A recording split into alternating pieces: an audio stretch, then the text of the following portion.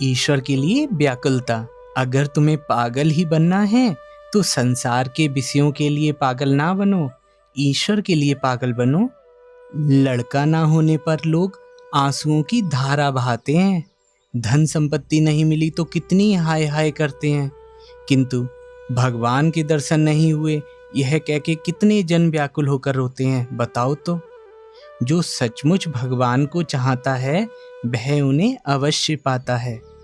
जो भगवान के लिए व्याकुल होता है वह खाने पीने जैसी छोटी मोटी बातों की चिंता नहीं करता। जिसे प्यास लगी है वह क्या गंगा जल गंदा है यह बोलकर क्या कुआं खोदेगा। वैसे ही जिसे धर्म की तृष्णा नहीं लगी है वही बोलता है यह धर्म ठीक है, वह धर्म ठीक है। बस यथार्थ तृष्णा होने पर यह विचार नहीं उठते। कृपण व्यक्ति जिस प्रकार सोना चांदी के लिए व्याकुल होता है, भगवान के लिए उसी प्रकार व्याकुल हो। भगवान को पाने के लिए ऐसा व्याकुल होना चाहिए जैसे डूबता हुआ आदमी सांस लेने के लिए होता है। भगवान को प्राप्त करने के लिए किस प्रकार की व्याकुलता होनी चाहिए जानते हो? सिर में घाव हो जाने पर कुत्ता किस प्रकार बेचैन होकर दौड़ता फिरता है, भगवान के लिए भी उसी प्रकार की छटपटाहट चाहिए। हे मन, श्यामा माँ को एक बार ठीक ठीक आंतरिकता के साथ पुकार। देखें तो सही वह आए बिना कैसे रह सकती है। ठीक ठीक हृदय से पुकारा जाए तो भगवान दर्शन दिए बिना नहीं रह सकते। भगवान के प्रति किस प्रकार का आकर्षण होना चाहिए जानते हो? सती का पति की ओर, कृपण का धन की ओर और विषयी का विषय की ओर जो आकर्षण होता है, उन तीनों को इकट्ठा मिलाने पर जितना आकर्षण होता है उतना यदि भगवान के प्रति हो जाए तो उनका लाभ होता है। ईसा एक दिन समुद्र के किनारे घूम रहे थे। एक भक्त ने आकर उनसे पूछा, प्रभु, ईश्वर को कैसे पाया जा सकता है? ईसा ने उसी समय उसे पानी में ले जाकर डुबो दिया। थोड़ी देर बाद उसे हाथ पकड़कर उठाते हुए पूछा, अभी तुम्हारी हालत कैसी हो रही थी?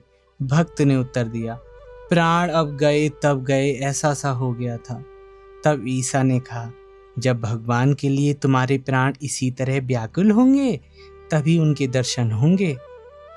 इसी जन्म में ईश्वर को प्राप्त करूंगा, 3 दिन में ईश्वर को प्राप्त करूंगा, एक ही बार उनका नाम लेकर उन्हें प्राप्त करूंगा। इस प्रकार की तीव्र भक्ति चाहिए, तभी भगवत प्राप्ति होती है। हो रहा है, हो जाएगा, इस प्रकार मंद भक्ति ठीक नहीं है। इस जन्म में ना हो, अगले जन्म में भगवान को पाऊंगा, यह कैसी बात है? ऐसा ढीला ढाला सुस्त भाव नहीं रखना चाहिए। उनकी कृपा से उन्हें इसी जन्म में प्राप्त करूंगा, इसी क्षण प्राप्त करूंगा। मन में इस तरीके का जोर रखना चाहिए, विश्वास रखना चाहिए। इसके बिना नहीं होता।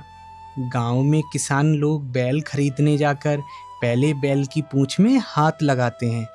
कुछ बैल ऐसे होते हैं जो पूंछ में हाथ लगाने पर कोई विरोध नहीं करते, बल्कि अंग फैलाकर लौटने लग जाते हैं।